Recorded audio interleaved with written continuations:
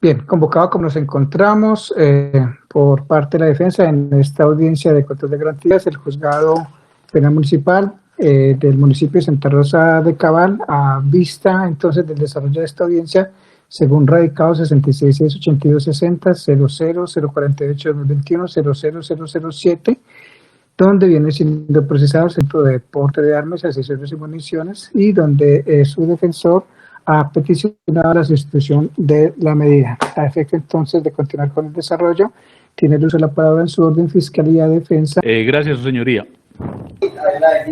Respetuosamente solicito que el honorable despacho decrete la sustitución de la detención preventiva a favor del señor de cara al numeral quinto del artículo 314 del Código de Procedimiento Penal, Ley 907 de 2004, ya que mi representado es padre cabeza de hogar, como lo expondré en los hechos. Presupuestos fácticos, su señoría. Los presupuestos fácticos a los que aduciré son aquellos que permiten establecer a su despacho una ambientación del caso en aras de ubicarlo a usted en tiempo, modo y lugar.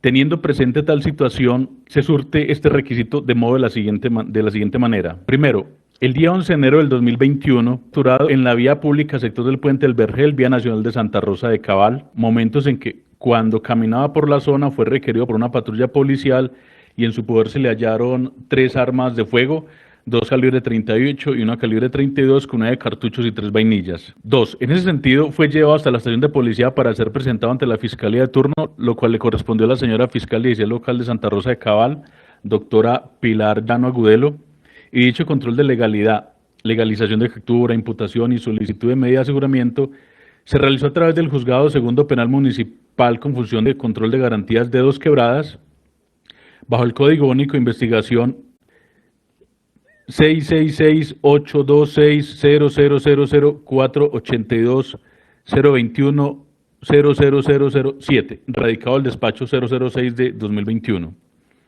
Vale destacar, su señoría, que mi representado, cuando estaba ya capturado en las instalaciones de policía, el mismo 11 de enero del 2021, de manera voluntaria, entregó a uno de los policiales que estaban en servicio 3 vainillas y un cartucho de más que llevaban sus partes íntimas. Esto lo hizo de manera voluntaria.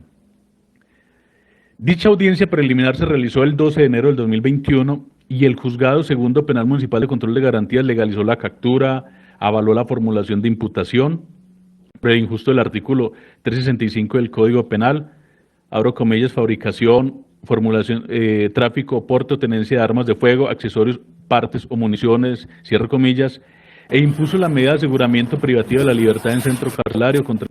Es de anotar que el defensor público que lo representó en su momento se opuso a dicha medida, aduciendo que no era un peligro para la sociedad, que tenía arraigo, que era padre cabeza de hogar, pese a no tener los soportes que así lo demostraban en su momento. Pero la decisión sin recurso fue finalmente la medida intramural. Por otro lado, su señoría del ente acusador, para soportar dicha solicitud de medida de aseguramiento, hizo un recuento de los hechos, sostuvo la tesis de que era un peligro para la sociedad, que la urgencia obedecía a la protección de la comunidad por ser un delito pluriofensivo y por el contexto en que se dieron los hechos de la captura, que con su actuar vulneraba la seguridad pública y que se puede interpretar que con aquellas armas se podían cometer otros delitos como secuestros, homicidios, y que no estaba alejado de la realidad que perteneciera a una organización criminal, que la pena para tal delito superaba los 4 años de prisión, definidos en el artículo 313, numeral 2, que la conducta era grave y que por ello había necesidad de proteger a la comunidad según el artículo 3 y el numeral 1, que la comunidad estaba cansada de estos portes ilegales y reiteró varias veces los delitos que con dichas armas se podrían cometer. Aclaró asimismo que no tenía antecedentes, que tenía arraigo, que voluntariamente había entregado la munición que guardaba en sus partes íntimas y que nunca se opuso al registro de los policías. Esta solicitud fue apoyada por el Ministerio Público. La defensa opinó lo contrario. Hasta aquí, su señoría, lo sucedido en las audiencias preliminares. Por consiguiente, esta defensa la expone la situación procedimental que soporta la pretensión inicialmente expuesta. La Ley 907 del 2004, en su artículo 314, modificado por el artículo 27 de la Ley 1142 del 2007, implementa la posibilidad de optar por la sustitución de la detención preventiva por la de detención en su lugar de residencia, atendiendo la vida personal, laboral, familiar o social del imputado. Hasta aquí no hay ninguna adición, de manera tal que esta defensa se va a ocupar de los aspectos objetivos y subjetivos de esta disposición para su otorgamiento. La norma contempla 5 requisitos que deben ser examinados de manera minuciosa por el juez constitucional y en ese sentido su señoría, de manera detallada, clara, pertinente y jurídico-probatoria, mostraré tal evento.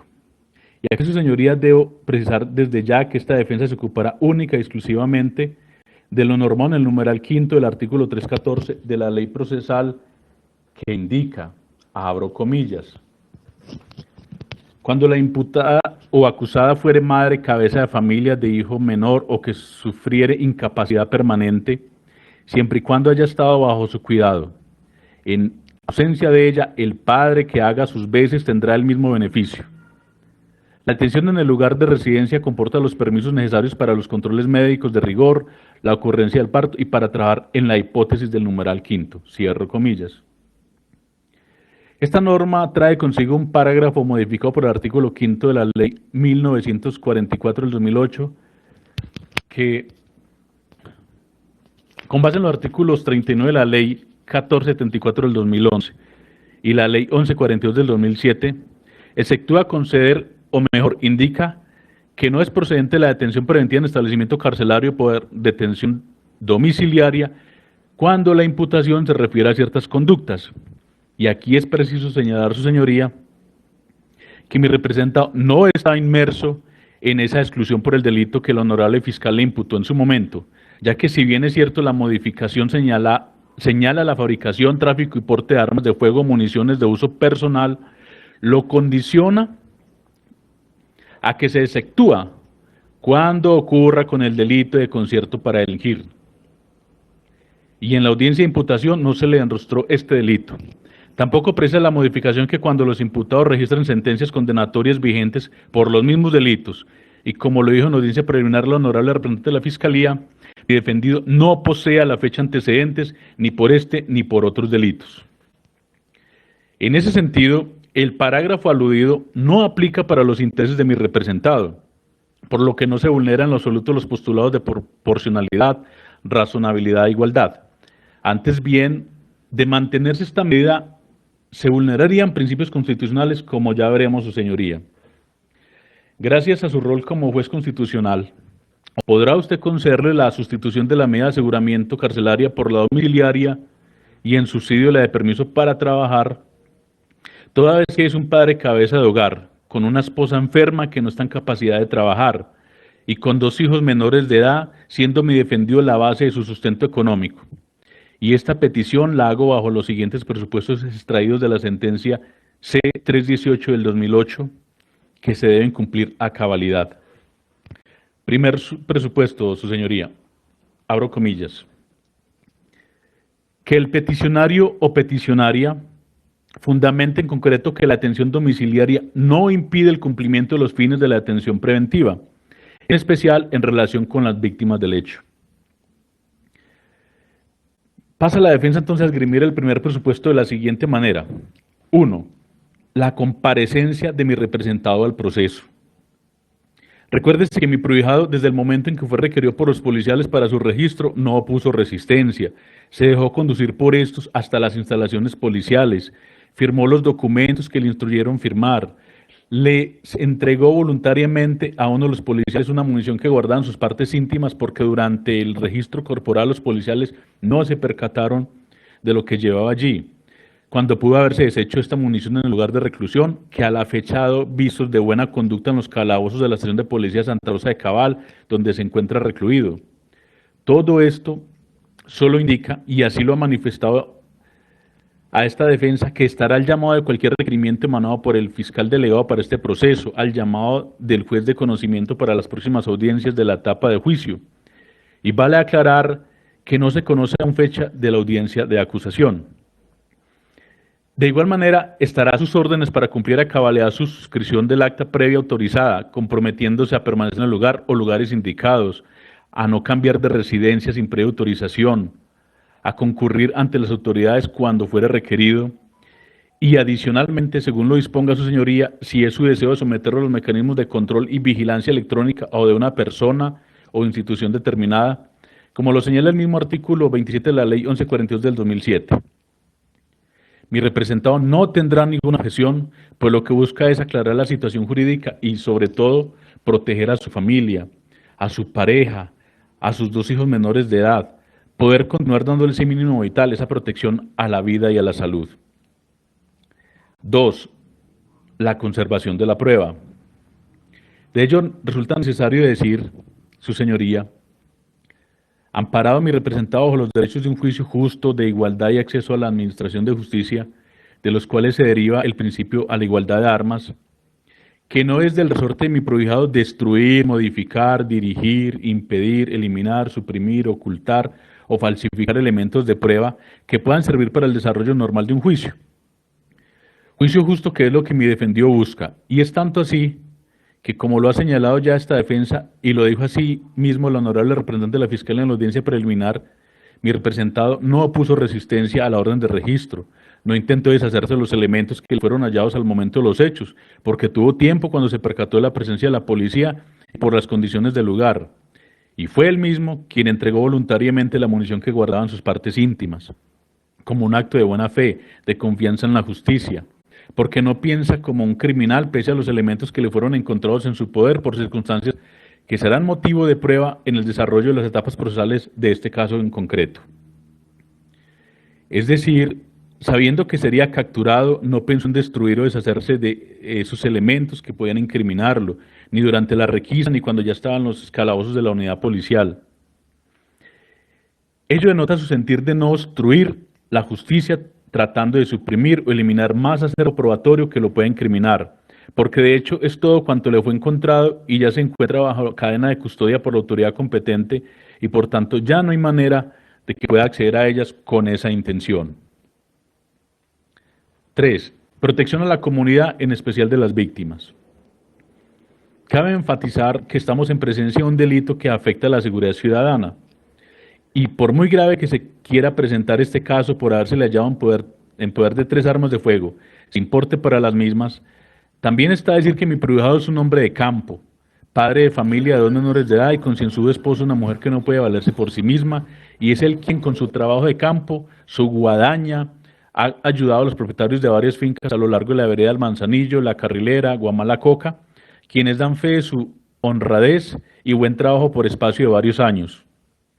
Con este desempeño social, laboral y de vecindad, se corrobora que mi prohijado no tiene interés de afectar negativamente el bienestar de los individuos de la comunidad, pues no hay ni una sola queja en su contra, su señoría, por malos comportamientos y menos antecedentes judiciales que den cuenta de ello. Pero ingrese a discusión de que quisiera afectar a la comunidad, a sus individuos, estaría inmerso en que se le revoque de manera inmediata la medida domiciliaria. Es más, se arriesga a que se le imputen nuevos comportamientos si llegara a tal fin, que de seguro no está en su pensamiento. Solo basta preguntar cómo es su comportamiento en los calabozos donde se encuentra en este momento con la medida. Y menos sabiendo lo que han padecido sus 2 pequeños hijos y su mujer durante estos días, que no ha estado con ellos para hacer el soporte, el pilar de la familia, para llevar el sustento económico. Cabe destacar que es de suma importancia ahondar en el peligro para la seguridad de la comunidad. Sin embargo, lo ideal es que el pronóstico de riesgo para la comunidad surja de un examen conjunto de mayor número de circunstancias previstas según el artículo 310 del Código de Procedimiento Penal. Y para estimar si la detención preventiva de mi cliente, de mi cliente resulta peligrosa para la seguridad de la comunidad y por ende el caso amerita la detención preventiva, será suficiente el criterio de gravedad y modalidad de la conducta punible. Sin embargo, las altas cortes le atribuyeron al juez la potestad de valorar adicionalmente y en concreto algunas circunstancias tales como: 2 puntos, la continuidad de la actividad delictiva o la probable vinculación del imputado con organismos criminales. 2, el número de delitos que le imputan y la naturaleza de los mismos. 3, la existencia de una acusación, medida de aseguramiento, mecanismo sustitutivo de pena anterior por delito doloso o preterintencional. 4, la existencia de una sentencia condenatoria vigente por delito doloso o preterintencional. Quinto, cuando haga parte o pertenezca a un grupo de delincuencia organizada. De las cinco circunstancias expuestas a su señoría, la primera brilla por su ausencia, y esto no solamente es el sentir de este defensor, sino que si ello fuera así, hace mucho tiempo el nombre de mi prohijado figuraría en las listas o intersectaciones de los miembros de organizaciones criminales. Mejor dicho, ya estaría en la lupa de los investigadores de la Policía Judicial o en su defecto la Fiscalía General de la Nación le hubiese imputado el delito de concierto para delinquir o hubiese iniciado de manera oficiosa una nueva investigación que dé cuenta de la posible autoría o participación de mi defendido que lo vinculen con otros delitos. Suponer que por la hora en que fue capturado, sitio, lugar y que eran 3 armas las que llevaba consigo lo vinculan con organizaciones criminales es una violación al debido proceso, al derecho de contradicción y defensa. Ahora bien, mi prohijado no tiene ningún interés en continuar con una actividad delictiva, pues antes bien no hizo nada para ocultar las armas que le fueron halladas en sus prendas el día de la captura. Ese no es el pensamiento de un criminal. Es el pensamiento de una persona común y corriente, que prefirió entregarse sin resistencia a las autoridades, sin intentar deshacerse de los elementos que le fueron hallados. En todo este tiempo que permaneció recluido, le aseguro, su señoría, ha dado muestra de buena conducta y de querer aclarar los hechos por el bienestar suyo y de su familia. La segunda conducta, su señoría, se discute que solo fue imputado un delito, solo uno, sin agravante, sin calificativo, sin que mediara víctima alguna. Al menos así lo planteó la honorable Fiscalía el día de la audiencia preliminar. Y dicha calificación jurídica provisional no es en sí misma determinable para tal fin, cuando mi defendido cuenta con la garantía constitucional que en bloque de tratado se define como la presunción de inocencia. La tercera conducta, no existe una acusación, medida de aseguramiento, mecanismo sustitutivo de pena anterior por delito doloso o preterintencional. Y así lo refirió el ente acusador cuando sustentó la solicitud de medida de aseguramiento.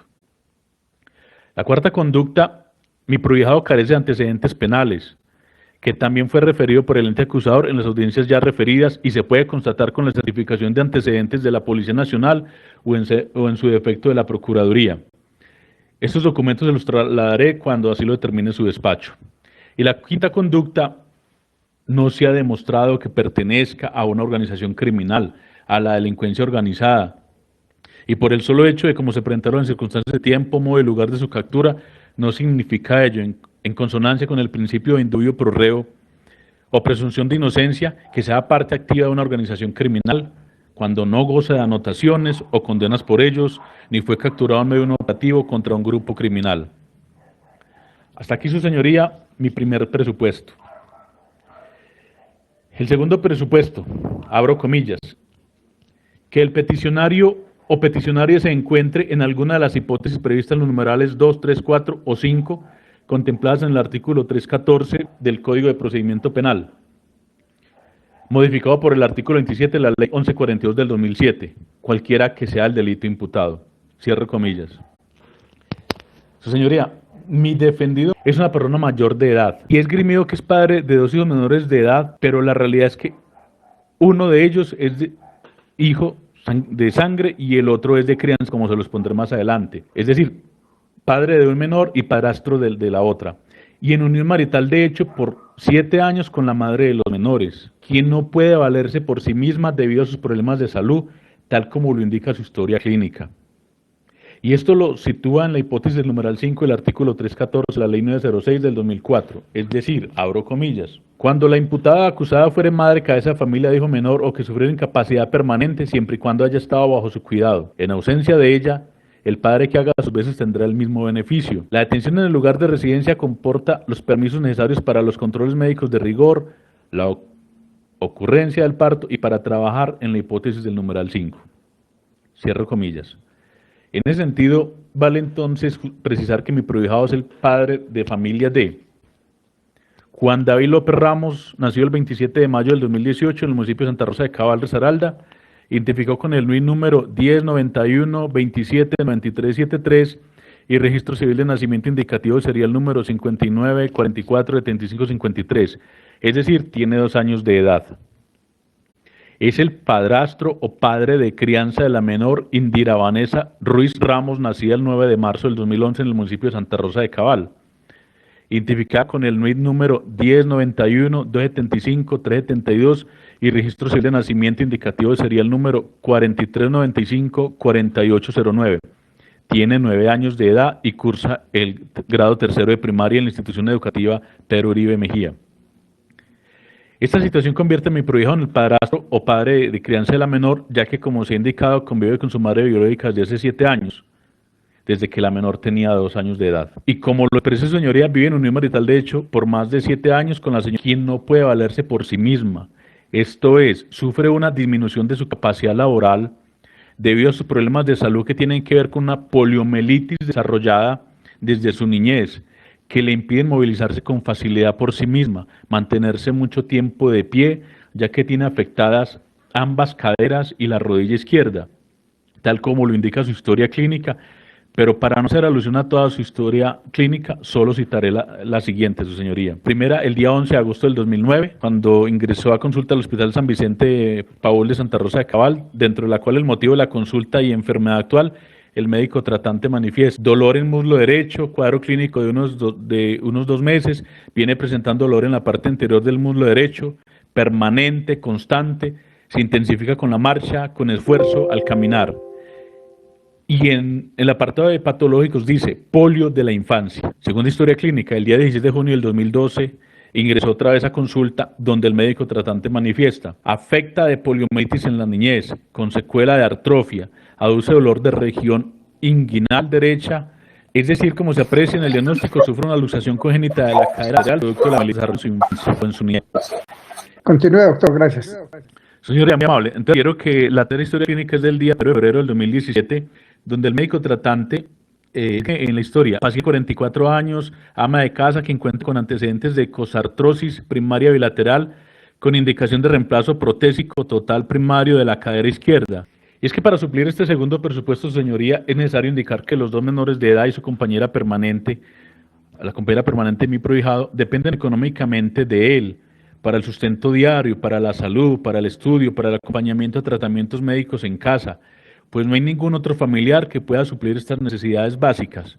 Y eso sería imponer una carga de auxilio y socorro cuando es el mismo quien, al fungir como padre, cabeza de familia, debe responder por ello, por su unión familiar, propender por la salud, la vida y el mínimo vital de su seno familiar. Es necesario indicar también que mi defendido no ha puesto ni pondrá en riesgo la integridad física y moral de sus hijos menores de edad hasta el momento, con lo cual tampoco constituye un riesgo para ellos en virtud del interés superior. En ese sentido debe destacarse lo señalado por la Corte Suprema de Justicia en Sala de Casación Penal radicado 53863, SP 4945 del 2019, donde la honorable magistrada Patricia Salazar Cuellar manifiesta, brevemente, abro comillas, se entiende por mujer o padre cabeza de familia, quien siendo soltero o casado ejerce la jefatura del hogar y tiene bajo su cargo afectiva, económica y socialmente, en forma permanente, hijos menores propios u otras personas incapaces o incapacitadas para trabajar, ya sea por ausencia permanente e incapacidad física, sensorial, psíquica o moral del cónyuge o compañero permanente, o deficiencia sustancial de ayuda de los demás miembros del núcleo familiar. Es importante precisar que el espíritu de las leyes 82 del 93, 750 del 2002, 1232 del 2008 y el artículo 314.5 de la ley 96 del 2004 no es dotar de prerrogativas jurídico-penales a las personas que tengan la calidad de cabeza de hogar, pues lo que ha procurado el legislador con dichas disposiciones es evitar que los hijos menores de edad, ante la privación de la libertad del padre o la madre, queden bajo una situación del completo abandono o desprotección. Es así como puede entenderse que mi prohijado y su familia están en una situación de indefensión que el Estado debe proteger, aún en extremas circunstancias. Y por eso las particularidades fácticas de su caso concreto.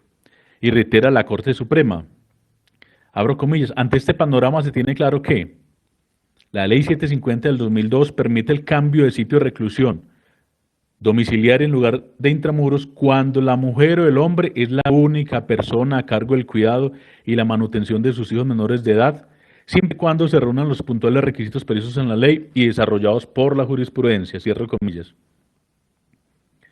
Por tanto, esta defensa itera que subsidiariamente solicita se conceda permiso de trabajo a mi prohijado para que pueda continuar siendo el sustento económico de su familia, atendiendo el estado de indefensión en que se encuentran en la actualidad. Y para ello, su señoría, muy respetuosamente soporto dicha pretensión subsidiaria en que mi prohijado cuenta con un contrato de trabajo que se hará efectivo o regirá a partir del momento que sea autorizado por el despacho.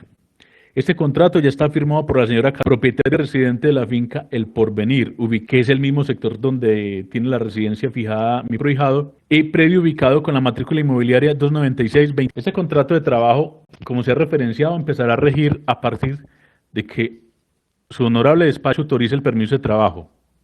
Será indefinido para realizar labores propias del campo, como siembra, guadaña, recolección, mantenimiento.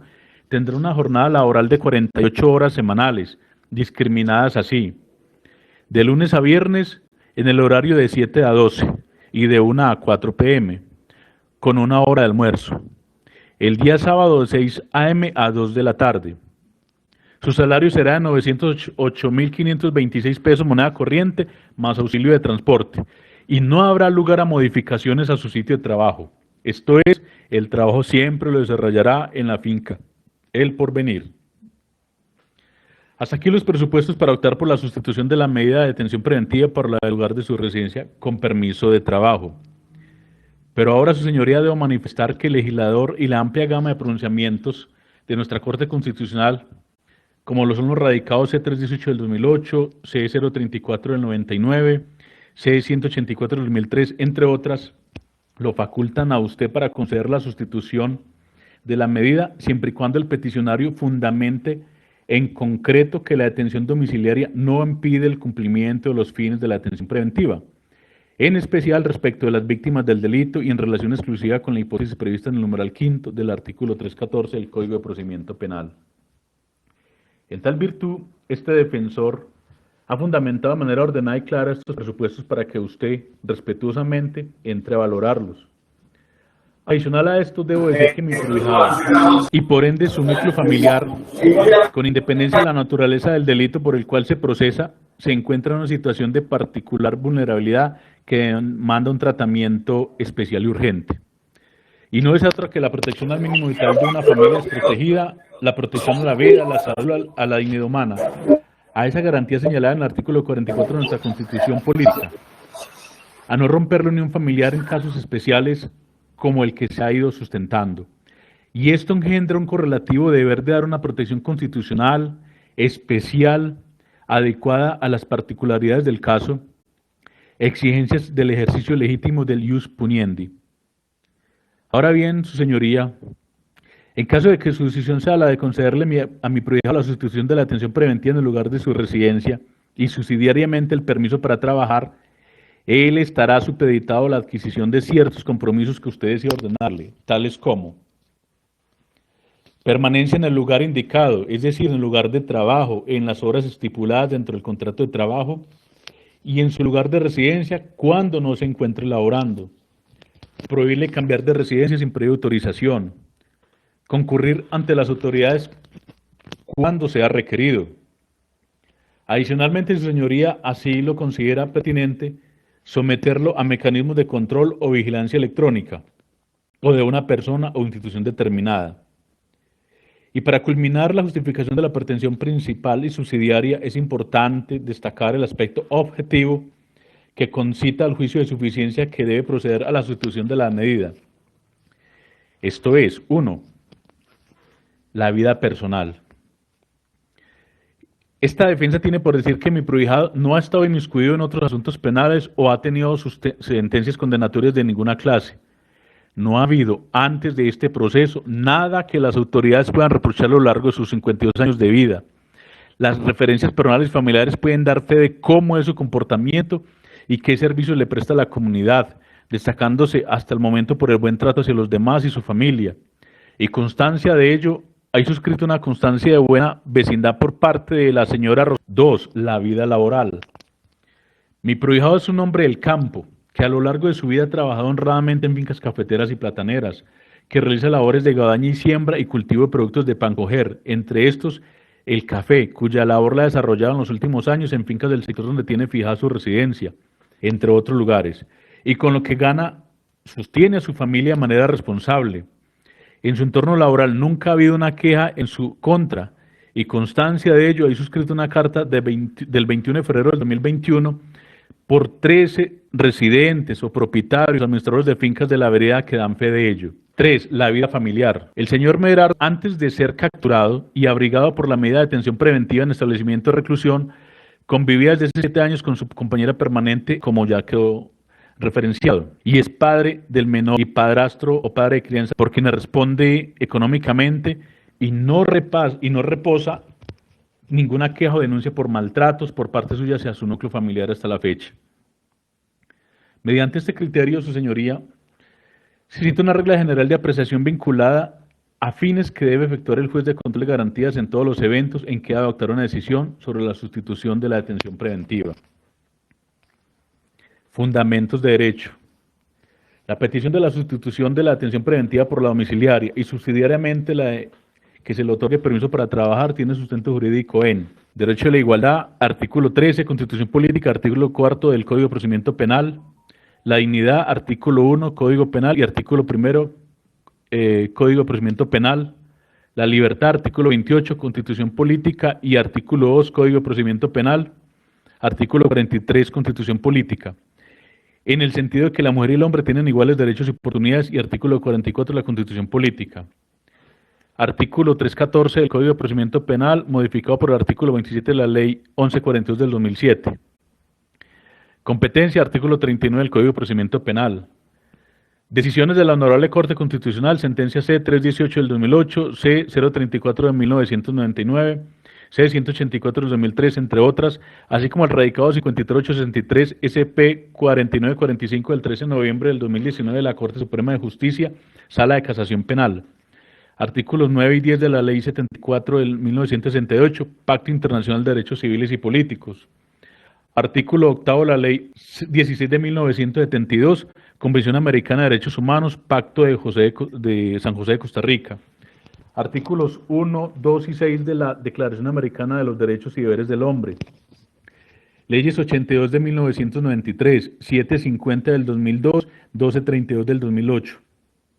Y sentencia de la Corte Constitucional C-255 del 2020 respecto al principio de favorabilidad penal y el hacinamiento carcelario. Todos estos fundamentos esgrimidos y otros muchos más han definido o cimentado las condiciones que se requieren con la finalidad de que se decrete la sustitución de la medida preventiva por la del domicilio. Y procede la defensa a satisfacer estos requisitos y exigencias que la ley procesal penal y la jurisprudencia, con ocasión de la sustitución de la detención preventiva por el domicilio, han decantado para entrar a probar lo anterior, y es así como presento mis pruebas a su señoría, las cuales daré traslado en el momento que usted así lo ordene. Historia clínica sin número de fecha 11 de agosto del 2019. 2. Historia clínica sin número de fecha 16 de junio del 2012. 3. Historia clínica número 13, 30, 70, 5, 22 de fecha 1 de febrero del 2017. Registro civil de nacimiento del menor, registro civil de nacimiento de la menor, contrato de trabajo a término indefinido, 7, certificado de tradición número, contrato de promesa de compra del bien inmueble únicamente reside el señor con su familia, certificación personal, constancia laboral y de vecindad firmada por 13 personas de la vereda, certificado de antecedentes de la Procuraduría, consulta de radicado 66, 68, 26, factura de servicios públicos número 613, 93, 56, 33, periodo diciembre-enero del 2021, servicios públicos del lugar de residencia de mi prohijado. 15, fotografías de la vivienda donde residen familia y, por supuesto, el poder para actuar su señoría. En ese sentido, reitero, solicito que su honorable despacho decrete la sustitución de la detención preventiva por la del lugar de residencia de mi prohijado y subsidiariamente se le conceda permiso de trabajo en los términos ya presentados. Su señoría, quedo espero a las instrucciones para darle traslado de las pruebas que aportaré y pues de esta manera agradezco su tiempo y paciencia, así como a los demás intervinientes de esta vista virtual. Gracias, señor defensor, y previo a la intervención de la delegada fiscal y la oportunidad de la misma de controvertir la prueba que previamente entonces llegará a la defensa y conservar ese principio de libertad probatoria y preservar incluso el principio de contradicción o sobre la censura o no de las pruebas que previamente entonces llegará a la defensa. Se le interroga a la fiscalía o se le pregunta si va a intervenir de una vez o va a tomar los términos del artículo 160 a efectos de que por tratarse entonces de prueba pueda corroborar y confirmar las pruebas que le llegarán a la defensa. Señoría, sí, en efecto necesito corroborar y mirar y tomarme ese tiempo para analizar los elementos materiales probatorios que ha dicho el señor defensor. Los presentó a su despacho, pero a esta delegada no se le han hecho llegar. Entonces solicito que se fije una nueva fecha para continuar con esta audiencia, para una vez yo haya hecho el análisis respectivo.